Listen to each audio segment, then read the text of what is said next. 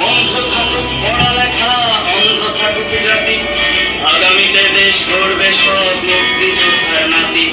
বন্ধ থাকুক পড়ালেখা, অন্ধ থাকুক জাতি, আগামীতে দেশ চালাবে সব